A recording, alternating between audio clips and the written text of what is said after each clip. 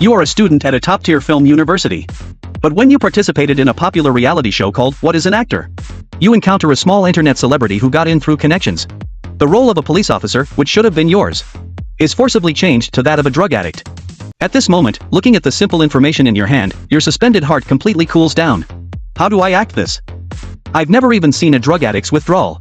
Suddenly, an electronic voice sounds. Congratulations to the host for activating that acting becomes reality system. The target role the host is about to play has been detected. Congratulations to the host for becoming a drug addict of 10 years. Instantly, you feel your whole body go limp, as if all your energy has vanished in an instant, and you can't help but open your mouth wide to yawn.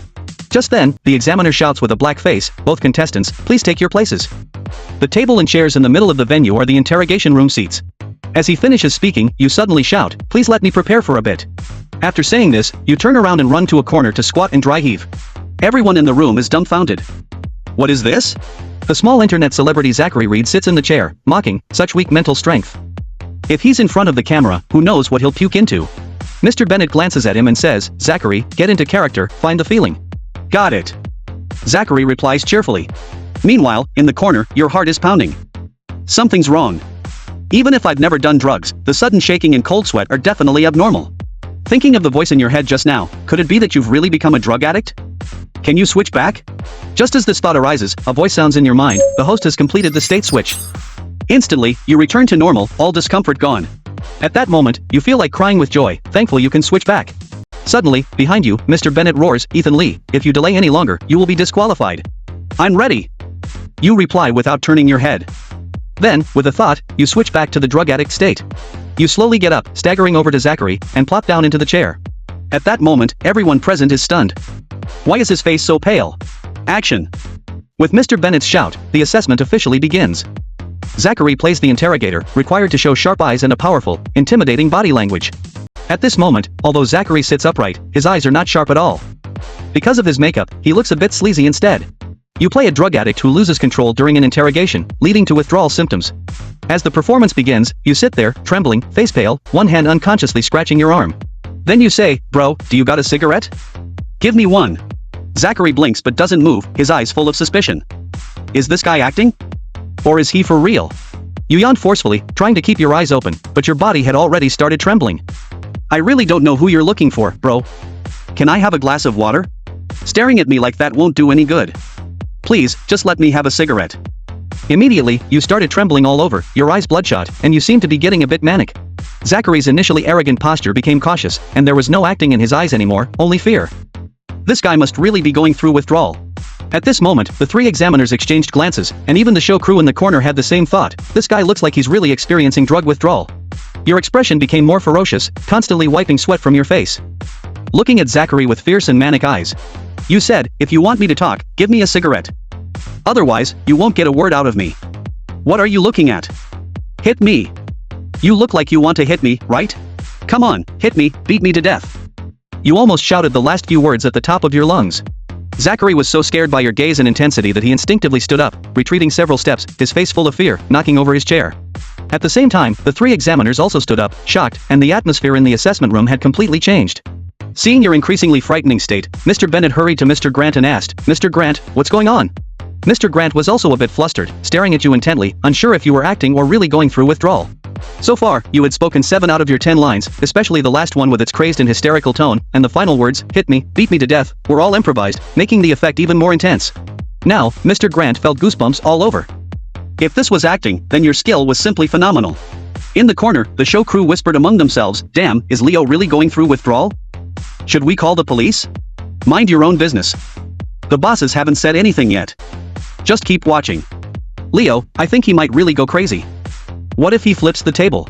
Before he could finish speaking, there was a loud crash. You had fully entered the withdrawal state, suddenly flipping the table with a low growl, "Give me a smoke." Then you rushed towards Zachary. This sudden move scared Zachary so much that he turned pale, falling to the ground. This action seemed to ignite your explosive fuse. One hand grabbed his neck tightly while the other hand frantically searched his body. "Give me a smoke, hurry, give me a smoke." Zachary was so scared he went limp, screaming, "Help! Help me!" Finally, Mr. Bennett panicked, shouting, "Ethan, what are you doing? Someone, quickly pull Ethan away." The two cameramen in the corner shivered, thinking, he's really going through withdrawal. They gathered their courage and rushed forward. Meanwhile, you found a pack of cigarettes in Zachary's pocket, immediately turning and curling up in the corner, trembling as you pulled out a cigarette. Your lighter dropped several times before you managed to light it, taking a deep drag. Tears, snot, and saliva mixed on your face, and you muttered, "Ah, a drag is worth dying for." In the middle of the room, the two cameramen dragged Zachary far away, leaving a long trail of urine on the ground. Mr. Bennett hurriedly called the police, while the other examiners retreated to a distance, not daring to approach. You stayed in the corner, smoking one drag after another. 10 minutes later, the door to the assessment room opened, and two uniformed police officers entered. Mr. Bennett immediately approached them, pointing at you in the corner, saying, "It's him. He must be on drugs, and now he's having withdrawal. Look at how he scared one of our contestants." The two officers frowned, one pulling out a baton and the other a can of pepper spray, slowly approaching you. Just as they were about to take action, you suddenly turned to them, confused, and asked, "Did someone call cut? Are the police part of the assessment?" The two officers were speechless, directly taking you away. During the assessment, hundreds of people outside were recording with their phones, all hearing a story. A contestant was a drug addict, and coincidentally, the assessment role was also a drug addict. Suddenly, during the assessment, he went into withdrawal, reportedly scaring his opponent into wetting himself. Who was his opponent? It was an internet celebrity known as the Forest Boy. The story quickly spread online, with various bizarre posts flying everywhere. What is an actor audition site witnesses a drug addict? Mid-assessment withdrawal causes police intervention. The entertainment circle is so messy, even drug addicts can participate in variety show auditions? Online public opinion exploded, but it did not affect the audition process of the show at all, showing the power behind it. In the evening, you walked out of the police station. Both urine and blood tests came back negative, proving that your performance in the assessment room was purely acting. That night, the Starlight City Police Station issued an official statement. Due to the significant public reaction caused by the arrest at the What is an Actor audition site, the police needed to clarify the situation publicly to prevent excessive speculation. Meanwhile, the What is an Actor program team and the heads of the Yinjing audition site, including the three assessors, all received verification documents from the police station. They were all stunned. Wow, it wasn't a real withdrawal, the acting was just godlike. Mr. Grant immediately decided that Ethan would advance in the assessment. Mr. Bennett had nothing to say. What could he say? He was also shocked. Besides, the little internet celebrity wet his pants during the assessment because of your realistic performance. He couldn't defend that kind of person with a clear conscience.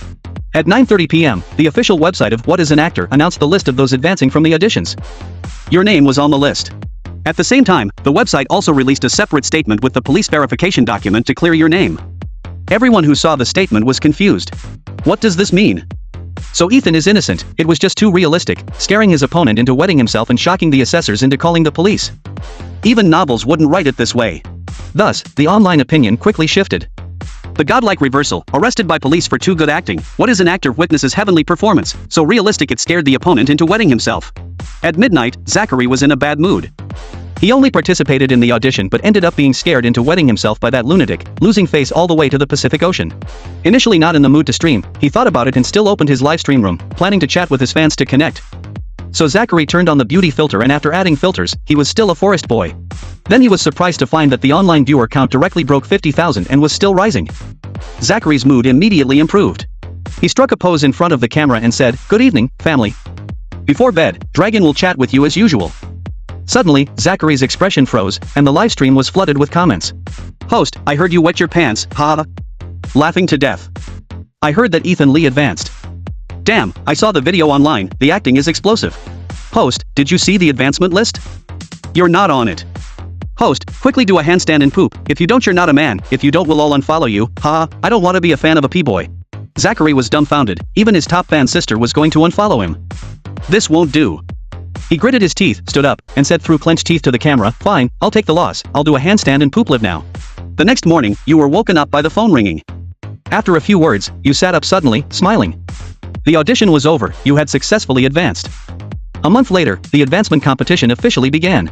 Last night you studied the system until 4 in the morning and finally understood how perverse it was. Now you are in the first level state, needing to activate 30 character templates to advance to the second level.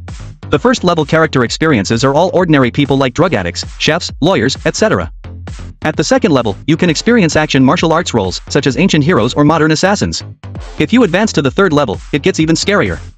The roles expand to fantasy, such as being granted real cultivation powers when acting in a fantasy drama, even gaining skills. But the system has limitations, locking you into the profession of an actor. You can only gain character templates through acting and cannot self-direct. You can only participate in acting programs or go to various crews to play minor roles. Acting in a real movie would take too long. So your goal is to become the strongest extra in history. Around 9:30, you took a taxi to a hotel near the film university. This is a gathering place for crews to recruit temporary actors, full of actors dreaming of becoming stars, waiting every day for casting opportunities. You stood honestly under the shade, waiting. Inside the hotel, people would occasionally come down to select temporary actors. There would be about 7 or 8 opportunities a day. If lucky, you could earn a wage, if not, at least get a free meal. After standing for a few minutes, someone came down.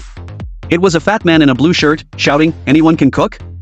At least know how to stir fry," and there's dialogue. Hearing this, the new extras who had been waiting immediately swarmed. "I can cook.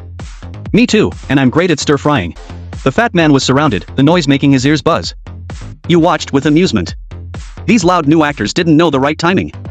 As an experienced extra, you knew when to strike. Seeing the chaos around him quiet down, you timely shouted, "I can cook and stir fry," succinctly providing key information. The fat man immediately noticed. He glanced back, his expression becoming strange, quickly walked up to you, and asked, "Why do you look familiar? You were the one in the variety show audition yesterday, playing the drug addict, right? Even called police?" You humbly nodded, "Yes, that was me." The fat man laughed, "Still looking for work? Okay, you're in, follow me." "Sure," you smiled, "job done."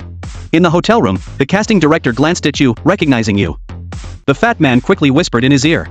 The casting director immediately understood, nodded at you, and said, "Young man, you have potential.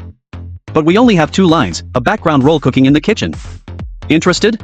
Without hesitation, you nodded. "Okay, follow us to the shooting location."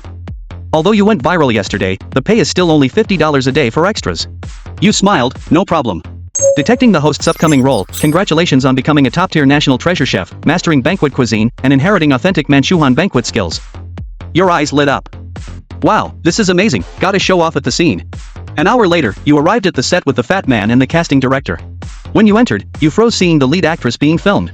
It was the girl named Dana Quinn from the audition yesterday. How did she land the lead role? There must be some backdoor dealings. Soon, Dana finished her scenes. She had shot several takes of a dishwashing scene, and as she walked out, you planned to nod and greet her. But she merely glanced at you and left. You were stunned. Was she really that realistic? Acting like she didn't know you. Then you shook your head.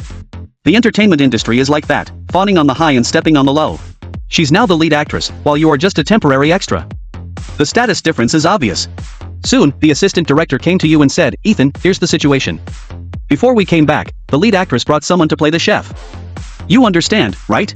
Hearing this, you suddenly realized, you were replaced again. No wonder Dana Quinn acted like someone owed her money, it turns out she was bringing in her own people. This kind of thing is not uncommon on set, happening every day, so you didn't take it to heart. Seeing you frown, the assistant director quickly patted your shoulder and said softly, "The director is very particular about details. That guy doesn't know how to cook. Before we came back, we tried more than 10 takes, but none were suitable. So the director said he wanted to see how you would do." You smiled upon hearing this, understanding, and then walked towards the kitchen with ease, already switching to the chef's state. In the kitchen, you had already changed into the costume. The director was outside watching the monitor, and the lead actress Dana was also squeezed at the door watching. The young man Dana brought watched your back and whispered to her, "Sis, what should we do?" Dana whispered back, "Let's see a chef's style first." It's not easy to imitate. In the kitchen, following the shout of action. From the scene, you skillfully ignited the stove and prepared to cook fried rice. But what the director was concerned about wasn't whether the fried rice was tasty, but whether you had the chef's techniques. As soon as he saw you working the wok on the monitor, his eyes lit up. On the monitor, you stood at the stove, your movements fluid and smooth. Heating the wok with oil, then pouring it out and adding cold oil. You picked up an egg, and with a classic chef's technique, cracked it into the hot oil with one hand, then began to quickly stir the egg, while using a cloth to hold the iron wok and start tossing it skillfully, a sight that was pleasing to the eye. The director immediately laughed, nodding unconsciously. A real chef should be like this. Meanwhile, the people crowded at the door exchanged glances and nodded approvingly. Dana's expression turned a bit sour. This guy wasn't a chef before, was he? How could he act so realistically otherwise? Soon, the fried rice was done. Without turning around, you called out, "Fried rice is ready." This was your first line, and you delivered it naturally. After waiting for 2 minutes, you turned back towards the door and shouted, "Sia, the fried rice is ready, serve it to the customer." Someone outside shouted, "Cut." The audition was over. The assistant director patted your shoulder, smiling, "That was spot on." At this moment, you had already switched out of the chef's state, humbly smiling and saying, "Thank you, assistant director." The director then walked to the kitchen door, directly instructing, "It's him. Get him into makeup." After giving instructions, he glanced at the fried rice you had just cooked, and in a moment of impulse, took it away. 10 minutes later, the official shooting began. The clapperboard snapped, lights came on, and you started cooking. At the kitchen door, the Cinderella-like lead actress Dana squatted washing vegetables, with the camera mainly focused on her, occasionally showing you in the background. Outside, the director sat in front of the monitor, but his left hand held a plate and his right hand a spoon, wolfing down the fried rice. Over 2 hours later, Dana's scene finally passed. Judging by the director's expression, it was probably just barely acceptable. During this time, you cooked 20 plates of fried rice. Honestly, your arm was really tired. Soon it was lunchtime. Seeing the tables outside filled with plates of fried rice, the director ordered that everyone eat fried rice for lunch. As everyone took a bite, they all felt their taste buds come alive. The fried rice was delicious, the grains separate, and the flavor perfectly balanced, winning over the entire crew. The assistant director sat next to you, sincerely giving a thumbs up. Your fried rice is amazing. You casually said, fried rice is nothing. I can even make a full Manchuhan banquet. The assistant director almost spat out his food. After lunch, you stood alone outside the restaurant, waiting to be paid. Your scenes were done, so the $50 was yours, covering today's meal. Suddenly, you heard footsteps behind you. Hello, you turned to see Dana, smiling at you. What a coincidence, didn't expect you to be cast as an extra. I was scared when I saw you this morning. You blinked and said, I didn't see you jump. Dana squinted and smiled, brother, you're really humorous. At first glance, she seemed pure and sweet, but on closer look, her eyes were full of cunning, too well disguised. You averted your gaze, not wanting to look at her, and asked casually, what's up?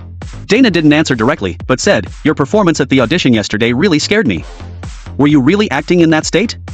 I'm a bit doubtful. Her implication was clear, she suspected you were a real drug addict. You frowned and said, actually, seeing you here also scared me. She asked, why? You shrugged, I just feel your acting skills don't match this drama's lead role. How did you get the lead? I'm a bit doubtful too. Dana's sweet face turned pale. She knew you were insinuating she got the role through the director's back door. It wasn't uncommon for actresses to sleep with directors for roles, many had openly admitted it, yet many continued to do so. You ignored the gritting Dana, since you were just an extra, playing the background. Entering the small restaurant, you quickly got paid from the assistant director. The assistant director pulled you aside and said, tomorrow's scene, the director added a few lines for you. You were surprised, and he whispered, you said you could cook a full Manchuhan banquet, right? There's a dish called squirrel fish, do you know it? Yes, you nodded, but that dish takes time. I'll need more pay. The assistant director laughed, how about $500 a day? No problem. The assistant director laughed, see you tomorrow at 10:30 a.m. Okay, see you. You turned and left. Under the shade outside, Dana was talking to the director, looking somewhat agitated. You vaguely heard Dana questioning, do you really believe he can act like that? Many people online say that was a real drug addiction episode. Why did you give him more scenes? The director's final words were disgustingly sweet. If he hadn't slept with the director, you could take your head off and use it as a ball. You then hailed a cab and went home directly. The next day at noon, at the small restaurant filming location, you were ready. With the loud shout of action, from the clapperboard, you immediately started working with your iron ladle. At lunchtime, the restaurant was bustling with the director, the assistant director, the lead actress, and you all sitting at one table. The main dish, squirrel fish, was crispy on the outside and tender inside, with a sweet and sour taste. Even though Dana still held a lot of hostility towards you, when she took a bite of the dish, she was almost shocked out of her wits. It was just too delicious. Dana kept glancing at you, unable to figure out whether you were an actor or a chef. As for your performance, the director was very satisfied. Throughout the filming, you showed no signs of acting, even delivering lines naturally, so realistic that he felt you were truly a chef. The director looked at you with a kind smile and said, tell me honestly, have you ever been a chef before? You shook your head directly, never. After graduating from college, I've been doing extras for a year, no time to be a chef. The director, incredulous, said, your skills are amazing, and your portrayal of a chef's cooking is just perfect. Thank you for the compliment, director. Now, about today's pay? The director quickly responded with a warm smile, don't be in a hurry. How about this? We'll rewrite the script overnight and give you a role as the fifth male lead. No more extras for you. What do you think? The director looked at you expectantly. Without a moment's hesitation, you shook your head and said, sorry, director, I'm not interested. Just settle today's pay. Such a great opportunity right in front of you, and you weren't interested? Just thinking about today's pay? I'll be on a live variety show in a month. Who's interested in playing the fifth male lead with such a lackluster lead actress? I'd rather save myself the trouble. The director stared at you for a moment, then turned and walked away. The assistant director lowered his voice and said, why did you refuse? You thought the assistant director would try to persuade you, but he just smiled lightly and said, it's fine you didn't accept. This small place isn't right for you. Leave me your contact info, and I'll help you find a better role. Hearing this, you laughed and said, thanks, Director Anderson. The casting assistant director, Ben Anderson, was a warm-hearted guy. He patted your arm and said, tomorrow is the last day. Make sure to finish shooting. You nodded, don't worry, I still have professional ethics. The next day, your performance was as always, showing the demeanor of a top chef. Even if the director wanted to nitpick, there was no room for it. In the end, he could only take his frustration out on Dana, who kept messing up and wasting time. The director yelled at Dana until she cried at least 7 or 8 times. By noon, you didn't stay for lunch, just took your pay and left. You planned to give yourself a 3-day break. In Ben Anderson's crew, thanks to the system's ability, you earned $1,500 in 3 days, something you had never experienced before. So, you decided to improve your lifestyle, bought a lot of seafood, went home, switched to the chef's role, and started making top-notch dishes in your rental apartment, enjoying every day. Until the 4th morning, you received a phone call. A slightly familiar old voice said, "Hello, is this Ethan Lee?" You asked in confusion, "Who is this?" The other person laughed, "I am Stephen Grant." Suddenly, you realized, it's Mr. Grant. Stephen Grant was the oldest examiner during the audition of What is an Actor? You didn't expect him to call you personally. Is it about the variety show advancement? Stephen Grant smiled gently and said, "Chen, what have you been busy with these days? Are you mentally prepared for the advancement competition next month?" "Mr. Grant, I've just been busy with random things. For the advancement competition, I'll do my best not to regret it. After all, I'm just a rookie extra." Stephen Grant laughed, "Good mindset, very good. Actually, I called you today to ask you something." Your heart skipped a beat, and you quickly replied, "Mr. Grant, please go ahead." Stephen cleared his throat on the phone and said, "One of my former students is shooting an urban romance drama. He hasn't been in the industry long, and he needs a special role. However, his funds are limited, and he couldn't find the right person. So he asked me for help, and I thought of you first." You asked in confusion, "I'm just an ordinary extra, what use can I be?" Stephen laughed, "My student is looking for a special actor to play a rich second-generation villain. It's a character with limited scenes but significant impact, a person with assets over 10 billion, arrogant and flamboyant." Hearing this, your heart raced. Playing a rich second generation with assets over 10 billion? This could work. Once played, the system should set me up as a rich second generation, right? Your heartbeat accelerated, and you decided to go for it. "Mr. Grant, if you trust me, I'll be honest. I've studied the archetype of rich second generations extensively and have great insights." Stephen Grant laughed, "You have talent, and I hope you can hone it in a professional setting. I'll take you into the crew." You thanked him quickly, "Thank you for the opportunity." Sunrise Tower is a 5-star office building. The top 2 floors were rented for the shoot. You stood outside the filming area, surveying the surroundings. The director is named Winston Clark. This drama is his first work, with an investment of about $30 million. The male lead is a somewhat faded star, Charles Evans, who became wildly popular nationwide for his role in Howling Dog. However, in recent years, the film and television industry has favored younger actors, and he has since faded into obscurity. As for the female lead, Rachel Parker, she is a newcomer and a beauty queen from a film university, and she hasn't even graduated yet. Both the male and female leads were brought in through connections by Stephen Grant. After waiting for more than 10 minutes, the director, Winston Clark, came out with Stephen. Stephen waved at you, and you quickly walked over and greeted Winston, "Hello, Director Clark, please guide me." Winston casually shook your hand and said, "Although you were recommended by Mr. Grant, you still need to audition. If you fit, you stay, if not, don't blame Mr. Grant." "Understood," you replied with a smile. Winston didn't say much more. Soon, a girl rushed out, clearly an assistant, sweating profusely. Winston waved without looking back, "Take him to change, let him try William Carter's scene." The girl named Cassie smiled politely, "This way, please." You nodded and followed her inside. Winston looked at Stephen, shaking his head, "He's too young. I don't see any arrogance in him, more like poverty. Give him a try. Didn't you see the audition video? He played a drug addict to the point of calling 911. I believe he has the skill." Winston frowned, lowering his voice, "You know how many in this industry take drugs? Was he really acting? Maybe not." Stephen coughed lightly, "Winston, don't jump to conclusions. Trust my judgment. Give him a try first." Winston didn't respond. They entered the set as the acting began. In the makeup room, the makeup artist gave you a light touch-up and changed your clothes. A flashy pink suit and plaid pants. You frowned at the mirror, "This doesn't look like an arrogant rich second generation, more like a clown." Cassie blinked, puzzled, "Mr. Lee, do you think this outfit is unsuitable?" You glanced at Cassie and said, "Can I choose my own outfit?" "Don't worry, I'll explain to Director Clark." Cassie reluctantly nodded. You quickly went into the wardrobe room. Just as Winston and Stephen arrived, they saw you come out in a simple blue suit and white shirt, with a red tie. Winston frowned, "Cassie, didn't I ask you to put William Carter's clothes on him? What's this?" Cassie turned pale. You quickly explained, "Director Clark, I chose this myself. Honestly, William Carter's outfit doesn't look like an arrogant rich second generation, more like a clown." Winston was speechless, sitting there scratching his arm. An extra calling his villain design clownish, really thinking highly of himself. Winston was annoyed but held back due to Stephen's presence.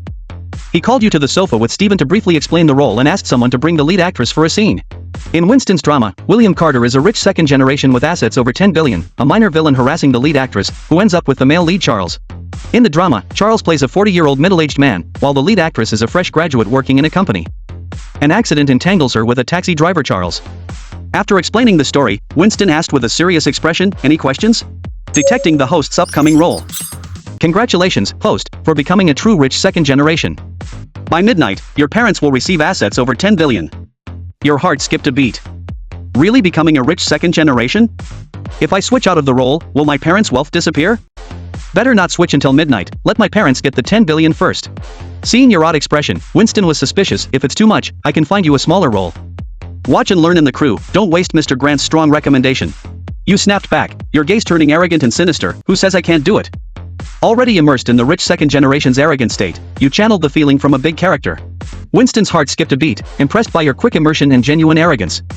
He turned and shouted, "Rachel, where are you?" Coming, a girl's voice called from outside. She entered the room, panting slightly. I just went to the bathroom. Oh, Mr. Grant, you're here too. Stephen smiled warmly. Rachel, why are you so sweaty? Rachel Parker was the granddaughter of an old friend of Stephen's, so she was a bit of a nepotism case. Stephen was happy to introduce her to more opportunities. Winston saw Rachel come in and immediately pointed at you. Rachel, do a scene with him, the one with William Carter at the company entrance. Okay, Rachel replied, looking at you as you looked at her. But that look in your eyes was somewhat unsettling. Rachel shivered slightly. She had seen many men look at her with a possessive desire, but your gaze was different. It felt as if you saw her as an object, a mere plaything. But the director had spoken, and Mr. Grant was there too. She had to tough it out. The space was cleared, and many people gathered around to watch. Winston and Stephen sat at a distance, watching the monitors as the scene started. Scene 1, Rachel walked out of the company building, suddenly hearing an arrogant voice, surprise. Ha ha. Rachel trembled, instinctively raising her bag to shield herself. She saw you not far away and exclaimed, what are you doing here? To pick you up, you said, walking over, your expression indifferent and disdainful. This seemed ordinary, but your walking posture stood out. With arms spread slightly, shoulders alternating up and down, you exuded a rich kid's arrogance. Stephen pointed at you, smiling, look at his walk. This isn't textbook acting, it's an innate arrogance. Winston, you understand the theory of acting well, but your comprehension is lacking. That's why you haven't made it big. Winston remained silent, eager to see the next part. You blocked Rachel, lightly brushing her hair and moving downwards. Avoiding me, you asked softly. Rachel could feel the cold menace in your tone. Without large gestures, just with the seemingly gentle act, you invoked a deep sense of violation in Rachel. Your gaze, seemingly lecherous but utterly cold, made her feel like a plaything. This guy was really violating her, brazenly staring at her chest. Rachel felt a rush of shame, her face flushed, and she pushed you away, screaming, what are you doing? Get away from me. Behind the monitors, Stephen's eyes sparkled. Rachel wasn't in character, but Ethan brought her into it. Only when Rachel felt genuinely violated did she react instinctively. Winston frowned. Mr. Grant, isn't he just using this as an excuse to be a creep? Stephen snapped, what kind of talk is that? Is that something a director should say? Winston, realizing his mistake, coughed awkwardly, sorry, just a slip of the tongue. Stephen sighed. He understood Winston well. This student wasn't great at acting but had a passion for directing. Stephen had high hopes for him. Yet, like many directors, Winston had a thing for leading actresses. It was no secret that directors often slept with their lead actresses. Stephen wasn't Winston's father, so he couldn't interfere much. The two remained silent, continuing to watch the monitors. You grabbed Rachel's wrist. She screamed, struggling, making the scene intensely gripping. Normally, a passerby might intervene if they saw a man bullying a girl like this. You suddenly looked toward Winston and Stephen, pointed at them, and angrily shouted, stop filming, damn it! Put your phones away. Winston's face turned green. You then turned to other crew members, what are you staring at? They were speechless, believing you might actually hit them if they continued watching. Your arrogance was so intense it made everyone want to unite against you. Director Winston in front of the monitor was very angry. Just now, you were looking at him when you cursed, and he had every reason to suspect that you were using the scene as an excuse to insult him. Rachel, terrified, struggled to break free, crying out for help. The entire set fell silent, everyone watching in shock. Was this still acting? It was obvious Rachel was genuinely scared. In her struggle, you suddenly grabbed her neck, pressing her against the wall, bodies close. With a cold stare, you asked, what do you take me for? What do you take me for? Rachel's eyes welled up, tears streaming down. Supported only by your knee, she felt humiliated and terrified, as if she were merely a tool for release. Rachel felt like the character in the play, as if she had been violated by you. Please, let me go, she sobbed, but you didn't release her, only watching with a playful expression. Stephen snapped out of it, suddenly shouting, cut. You immediately let go, supporting Rachel's shoulders, quickly apologizing. Rachel was stunned for a moment, then burst into tears. Everyone was in awe of your acting, whether it was Rachel or the onlookers. Your behavior, your menacing stares, and your physical aggression left everyone convinced you were a lawless rich kid. But as soon as Steven shouted cut, you instantly changed, as if you were a different person. From afar, Rachel, comforted by assistants and crew, stared at you, emotions churning. The scene had felt so real she harbored a grudge against you, as if you had actually violated her. Rachel herself also wondered, how could a man get so deeply into character? On the other side, Winston was equally conflicted. He couldn't believe you had embodied a rich kid's arrogance so perfectly. It was flawless, unbelievable. How did an extra grasp it? Steven had mentioned your simple background, nothing like a rich kid, leaving Winston baffled. Steven, however, was ecstatic, praising you, Ethan, that was the best performance I've seen in my career, so vivid and lifelike. Thank you, Mr. Grant. You smiled lightly, glancing at Rachel, is she okay? I think I scared her. She'll be fine, Steven chuckled, this was a valuable lesson, one that can't be bought. Well, Winston, satisfied with the performance? Winston nodded quickly, very satisfied. This level of acting, no extra could possess. Ethan, you haven't signed with a company, right? No, you shook your head, just doing odd jobs since graduation. Is that so? Winston's desire slowly grew. Although he was initially somewhat repulsed by you and not very satisfied, he was now deeply impressed. This kid had talent, someone even Steven highly praised. Should he introduce you to the company and sign you? Winston took a deep breath, looking at you and cautiously said, honestly, your performance greatly exceeded my expectations. Just for that scene alone, I can guarantee the company will sign you. Are you interested? I promise you will shine in the future. What do you say? Winston looked at you with anticipation. Unfortunately, like the assistant director in Ben Anderson's crew, he was directly rejected. You didn't even think about it, shaking your head, sorry, Director Clark, I'm not ready to sign with a company yet. I'd prefer to hone my skills for a few more years. Winston was stunned. Such a great opportunity was given to you, and you refused without hesitation. You were just an extra. He thought maybe he hadn't explained well enough, so he added, Ethan, our company is backed by Starlight Media Corporation. I know, you smiled. Mr. Grant mentioned it when he came, Director Clark. Thank you for your kind offer. Steven couldn't help but advise, Ethan, don't you want to consider it? There are more opportunities to hone your skills in a crew. It's not as free in a crew, you explained with a smile. Mr. Grant, Director Clark, what if I can only play this rich kid role and have no clue about other roles? Wouldn't you regret signing me then? If you regret it and shelf me, I'd rather hone my skills first. To me, running errands as an extra is also a form of training. Winston and Steven exchanged glances. True, after all, they didn't know how adaptable you were. Ah, a young person with clear-headedness, not bad, Steven thought. The more you were like this, the more Steven liked you. Even Winston couldn't help but have a favorable impression of you. There were very few actors in the industry who were not in a rush for quick success. Winston smiled and nodded, alright, I'll respect your decision. But let's be friends first. If you feel ready, you can consider joining us. Thank you, Director Clark. So, what about this role today? No problem, Winston laughed, the role of William Carter is yours. We'll sign the contract right away. Also, Mr. Grant said to give you a small special role price, but I think that's a bit low. I'll sign you at a medium special role price. Make sure to give me a great performance. Thank you, Director Clark, you smiled. Then, you signed the contract and completed the formalities. The medium special role price was $600 to $1,200 a day. The usually stingy Winston, wanting to leave a good impression on you, directly gave you $800 a day. With not too many scenes, the filming would take about 15 to 20 days. Calculating for 20 days, you would earn a whopping $16,000, not bad at all. After everything was settled, it was almost noon. You successfully scored a crew meal and joined everyone in eating a $30 lunchbox at the top floor of Oriental Tower. During the meal, your phone rang. Seeing it was your mom calling, your heart skipped a beat. Usually, if nothing was wrong at home, your mom wouldn't call you. Could it be the wealth coming? The system mentioned your parents would gain $100 billion in wealth before midnight, but didn't specify the exact time. Could it be now? You casually answered the call, hello, Mom. What's up? Son, are you busy? What are you up to? Your mom's voice sounded light and not overly joyous. I'm eating with the crew, what's up, you asked. Oh, son, did you sign for a medium special role, your mom asked excitedly. My son, you're not an extra anymore. Hearing your mom's exaggerated tone, you rolled your eyes, Mom, is it that surprising? Your son will shed the extra label sooner or later. Don't you have any confidence in me? What's up? I have complete confidence in you, son. You chuckled, alright, what's the matter? Nothing major, just letting you know your grandpa suddenly wants to go back to the old house. Grandpa wants to go back to the old house? Why?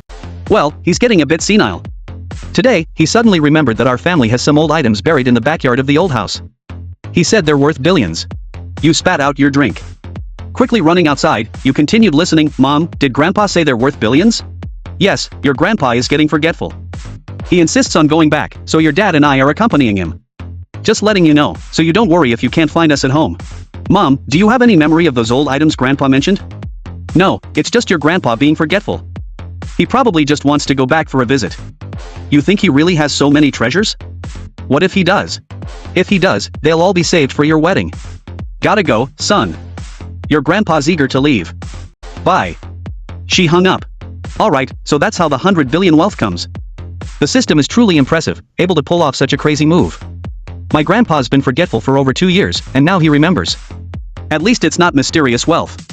If the items are truly from the Ming or Qing dynasties, a dozen pieces could easily be worth over 100 billion. You let out a long breath, confirming one thing: even after switching back to your normal state, the wealth didn't disappear. This means the state granted by the system isn't just a temporary experience but truly affects your life, just needing to enter the state. Suddenly, you heard light footsteps approaching. Putting away your phone, you turned to see Rachel. She looked awkward, holding one arm with the other, reluctantly moving closer. Hi, you greeted. The previous acting likely scared her, understandably so. Rachel was just a sophomore. She still had some student-like innocence and purity, unlike seasoned actresses who were more sophisticated and at ease. Rachel got closer, smiled slightly. Hi. Sorry about before. My acting style might have scared you. Are you okay? No, I'm fine. Rachel shook her head, relaxing a bit. She leaned against the windowsill. Did I embarrass myself? No, you did great. Don't lie. I know I'm barely fit to be a lead actress. Mr. Grant is an old friend of my grandpa, and Director Clark is his student, so I got this chance. But I know my level. You stayed silent, just looking at Rachel. She was indeed pretty, with an oval face, fair and delicate skin, perfectly proportioned figure, and overall good looks and charm. No wonder she stood out and became the 2024 Campus Belle. Each year's Campus Belle made headlines, some even becoming top celebrities in Solara country's entertainment industry. With a bit of luck, Rachel could also become famous. But for now, she had a student's mindset. She cried during the scene, even having a physical reaction, making her quite uneasy. She just wanted to chat with you to alleviate the psychological and physical discomfort, knowing you two would work together for nearly 20 days. So, you casually chatted with her, getting to know each other better, which would help the filming. As you chatted, Rachel finally smiled genuinely. In the afternoon, the rich kid scenes officially began. With you, the fake rich kid, Rachel got into character quickly. Unfortunately, your scenes were all thriller-like, with the rich kid constantly harassing a recent graduate. As Rachel cried more, she self-hypnotized, feeling you truly harmed her, leading to a sense of shame during the scenes. She always felt as if you had truly harmed her, and her body often had a sense of shame, especially when the rich second-generation character you played took advantage of her. By the afternoon's end, Rachel couldn't look you in the eye. Her mind was torn between two personas, the sunny, handsome Ethan and the vicious William Carter. One was the sunny and handsome Ethan Lee, and the other was the fierce and ruthless William Carter. How peculiar. So towards the end of the shoot, Rachel would sometimes even start to fantasize about being conquered by the fierce and ruthless William Carter. Because after being conquered, she would be able to see the sunny and smiling Ethan.